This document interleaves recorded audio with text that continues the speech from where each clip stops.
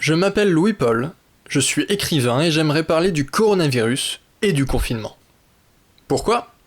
Parce qu'il y a beaucoup de choses à dire et j'aimerais profiter du sujet pour parler de la nécessité pour un écrivain d'avoir un bon esprit critique. Lorsqu'on écrit, ce n'est pas toujours sur quelque chose qu'on connaît bien.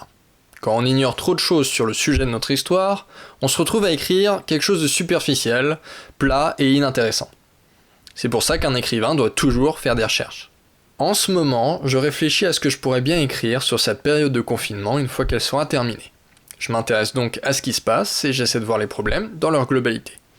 J'essaie d'écouter plusieurs points de vue et j'aimerais profiter de cette vidéo pour en réunir un maximum au même endroit. Parce que je trouve que le défaut de la communication actuelle, c'est que tout le monde exprime uniquement son point de vue. Et sur un problème comme celui-là, les opinions sont rapidement très divergentes. Être complètement objectif est impossible. On est tous forcément un petit peu subjectifs.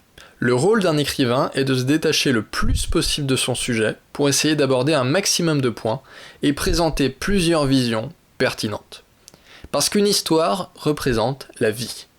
Et la vie n'est pas vue de la même manière par tout le monde. Pour développer la meilleure représentation possible de la vie, l'écrivain doit avoir un esprit critique. C'est Robert McKee qui disait que pour concevoir un récit de qualité, il faut être capable d'allier une imagination vive à une forte pensée analytique.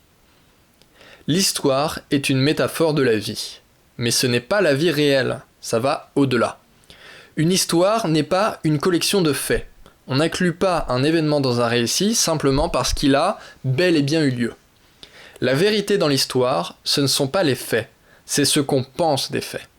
Et c'est là où l'esprit critique de l'écrivain va l'aider à analyser les faits d'une manière intéressante et éclairante. Mais pour ça, il faut analyser tous les faits et pas seulement une partie. Et c'est là le problème de la communication des médecins et des scientifiques en ce moment. Et la raison pour laquelle j'ai trouvé utile de vous partager mon avis en tant qu'écrivain. Pourquoi ? Parce qu'il s'exprime d'un point de vue scientifique uniquement. Or, une mesure aussi drastique que le confinement a des centaines, voire des milliers d'implications différentes. Et c'est le rôle d'un écrivain d'essayer de tous les voir. Je dis pas que les médecins ont tort. Et d'ailleurs, je pense qu'ils ont raison, mais d'un point de vue médical. La question que je me pose, et qui, à mon avis, ferait une bonne histoire sur le sujet du confinement, c'est: les conséquences du confinement ne sont-elles pas pires que celles de la maladie ? L'important quand on écrit une histoire sur des événements réels, ce n'est pas ce qui s'est passé, ou ce qui va se passer. C'est pourquoi est-ce que ça va se passer, et comment ça aurait pu se passer si on avait agi autrement. On ne va pas raconter les faits, on va les questionner. C'est alors à l'imagination de l'auteur, basée également sur toutes les informations dont il dispose, d'émettre des suppositions sur tout ce qui pourrait se passer de négatif. Les violences conjugales et les enfants battus qui ont toujours existé risquent de se multiplier. Là-dessus, j'ai appris que les enfants pris en charge par l'aide sociale à l'enfance, l'ASE, donc qui avaient été retirés à leurs parents, avaient été dans certains cas rendus pendant cette période de confinement. Tout simplement parce que l'ASE ne peut pas les prendre en charge.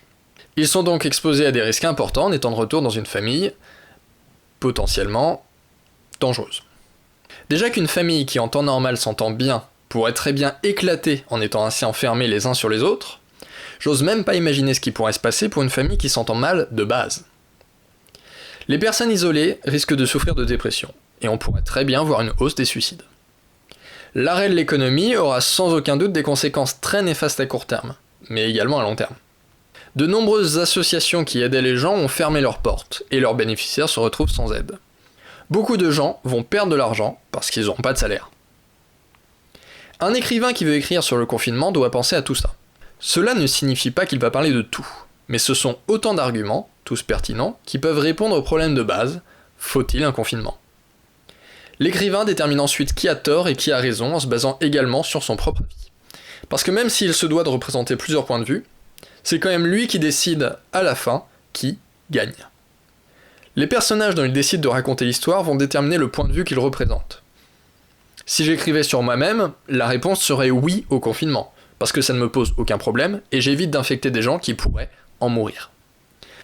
Par contre, si j'écris sur quelqu'un que le confinement met en danger, une femme battue par exemple, la réponse ne sera pas si évidente.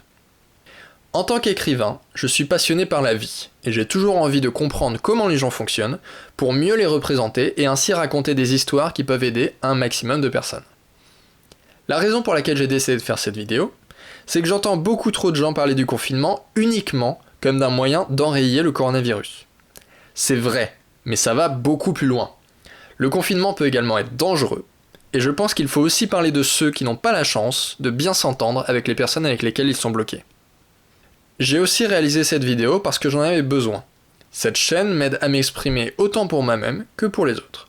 Sur un problème qui nous touche autant que celui du confinement, je pense que c'est très important de saisir toutes les occasions d'en parler.